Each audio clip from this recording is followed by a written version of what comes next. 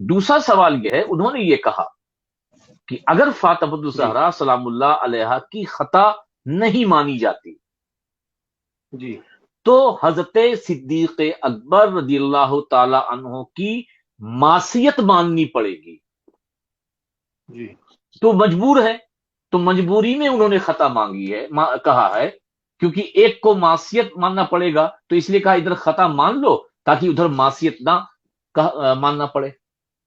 یہ ماننا پڑے گا والی جو بات ہے یہ تو مفتی صاحب کا اپنا مفروضہ ہے۔ حضرت ابو بکر جی صدیق کو کسی کو حق نہیں ہے کہ ان کو تان کرے۔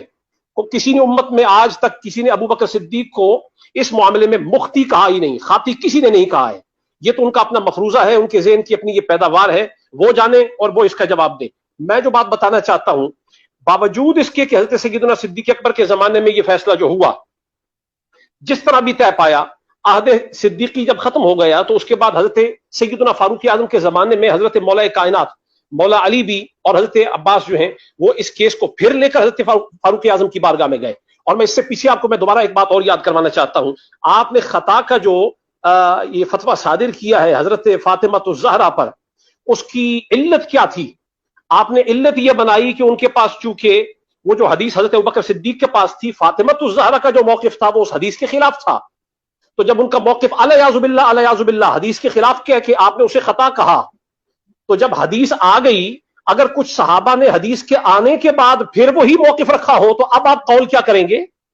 اور پھر میں یہ کہوں گا کہ اگر حدیث نہیں آئی تھی تو اس وقت میں بھی اگر فاطمہ الزہرا کے علاوہ اور بھی اصحاب اور اہل بیت موجود ہوں جن کا موقف وہی فاطمہ الزہرا والا ہو، تو اکیلی فاطمہ الزہرا مختی کیوں؟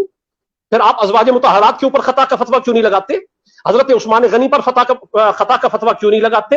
اور پھر آپ اس کے ساتھ ساتھ حضرت مولا کائنات مولا علی گئے، حضرت ام ایمن تشریف لے گئیں گواہ بن کے۔ پھر اگلی بات میں یہ کہتا ہوں، اگر تو آپ نے ان کو مختی کہہ دیا تو معاملہ یہاں پر ختم نہیں ہوا۔ سیدنا فاطمہ الزہرا نے فرمایا حضور نے تو مجھے یہ لکھ کر دے دیا تھا، اس پہ وہ پھر تحریر بھی پیش کی گئی اور اس کے بعد گواہیاں طلب کی گئیں۔ جب گواہیاں طلب ہوئیں تو حضرت سیدنا صدیق اکبر جس کیس کو سن رہے تھے وہ خطا پر مبنی کیس تھا۔ خلیفہ راشد کیا خطا والے کیسوں کو سنا کرتے ہیں؟ جو گواہیاں قائم ہو رہی تھیں وہ خطا پر قائم ہو رہی تھیں۔ حضرت سیدہ فاطمہ الزہرا نے مولا علی کی گواہی پیش کی، حضرت ام ایمن کی گواہی پیش کی، ایک مرد ایک عورت کی گواہی پیش ہوئی۔ شرعی ضرورت یہ تھی کہ دو گواہیاں پوری ہوتی دو مردوں کی، ایک مرد یا دو عورتیں ہوتی۔ میں کہتا ہوں بفرض آپ فرض کر لیں اگر حضرت فاطمہ الزہرا ایک حضرت علی اور دو خواتین پیش کر دیتی، اور اگر ایک حضرت علی المرتضیٰ کے ساتھ ایک مرد اور پیش کر دیتی، مجھے یہ بتائیں اب فیصلہ حضرت صدیق اکبر کا کیا ہوتا؟ حضرت فاطمہ الزہرا خطا کار نکلتی یا جس طرح آپ نے کہا خطا پر نکلتی؟ ہرگز نہیں۔ معلوم یہ ہوا کہ یہ جو معاملہ کورٹ میں چل رہا تھا حضرت صدیق اکبر کی، وہ جو آپ نے سمجھا ہے صحابہ کرام نے اس کو یہ نہیں سمجھا ہے۔ دوسری بات یہ ہے کہ اگر یہ معاملہ موقف فاطمی والا اگر یہ خطا تھا تو پھر بعد میں کیا کچھ ہوا ہے آپ دیکھیے۔ یہ حدیث شریف موجود ہے السنن الکبریٰ بہقی کے اندر ہے، کتاب الام امام شافعی کی اس کے اندر موجود ہے، کتاب الازکیہ کے اندر موجود ہے۔ یہ حوالہ میں پیش کرنے کے لیے تیار ہوں، اس کے صفحہ نمبر بھی جلد نمبر بھی۔ اخبرنا جعفر بن محمد عن ابیہ ان حسنا وحسینا وابن عباس وعبد اللہ بن جعفر وعبد اللہ بن جعفر سألوا علیا، ان تمام صحابہ نے، امام حسن بھی ہے، امام حسین بھی ہے، ابن عباس بھی ہیں، عبداللہ بن جعفر بھی ہیں، اور یہ عہد حضرت مولا کائنات کی بات ہو رہی ہے۔ سألوا علیا، ان سب نے سوال کیا مولا کائنات مولا علی سے، نصیبہم، اپنے حق کے بارے میں کہ ہمارا جو حق بنتا ہے اسی جائیداد میں کہ جس میں موقف فاطمی کو انہوں نے خطا کہا ہے۔ اب حضرت امام حسن، امام حسین، ابن عباس اور عبداللہ بن جعفر سوال کر رہے ہیں تو مولا علی کا جواب آیا فقال ہوا لکم حق، مولا علی فرما رہے ہیں اس میں وہ تمہارا حق ہے، ولکنی محارب معاویہ، میں اس وقت معاویہ کے ساتھ جنگ کی حالت میں ہوں، فإن شئتم ترکتم حقکم فیہ، اگر تم چاہو تو اس ضرورت کے وقت کے اندر جو ہے عارضی طور پہ اپنے حق کو موقوف رکھو اور اس سے دستبردار ہو جاؤ، تا وقت ہے کہ میں پلٹ کے واپس مدینے جاؤں اور پھر اس پہ فیصلہ کروں۔ مجھے یہ بتائیں اگر فاطمہ الزہرا مطلقاً خطا کار ہے، یہاں خطا کار کون کون ہو رہا ہے؟ پھر حضرت عثمان غنی کے زمانے میں حضرت عثمان غنی کے جو داماد مروان ہے، مروان بن حکم جو داماد عثمان غنی ہیں، اگر یہی فیصلہ جو حضرت صدیق اکبر نے کیا ہے فیصلہ پلٹ گیا، بدل گیا اور مروان کو اس میں سے حصہ مل گیا، آپ مجھے یہ بتانا پسند کریں گے کہ خطا کار کون کون ہے؟ مسئلہ ہی یہی تھا کہ حدیث آنے سے پہلے اگر فاطمہ الزہرا خطا کار ہیں، حدیث آنے کے بعد کون کون خطا کار ہے، اس کی خطا کی نوعیت کیا ہے، یہ طے کرنا ان کے ذمہ پر ہے۔ اس کے بعد یزید بھی اس میں شریک ہوا، اور حضرت معاویہ کے زمانہ میں ہوا. اب ان کے ذمے پر بنتا ہے پھر خطا کار کون کون ہے اور ان کی خطا کی نوعیت کیا ہے. یہ اتنا سنجیدہ اور حساس مسئلہ ہے. آپ نے کیا سمجھا کہ فاطمہ الزہرا کو یوں ہی خطا کار آپ ثابت کریں؟ ضرورت کیا تھی؟ اس امر کی ضرورت ہی نہیں تھی. اگر 1400 سال میں کسی نے فاطمہ الزہرا کو مطلقاً خطا کار نہیں کہا، نہ کوئی صدیق اکبر کو خطا کار کہہ رہا تھا، نہ فاطمہ الزہرا کو کہہ رہا تھا.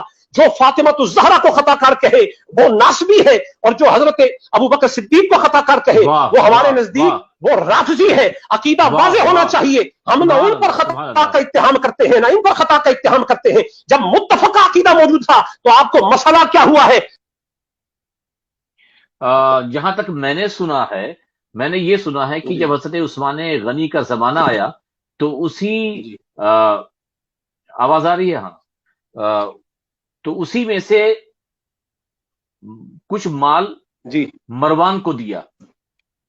تو کیا حضرت عثمان غنی کا مروان کو مال دینا حضرت جلالی صاحب قبلہ کے مطابق تو معصیت ہوگی؟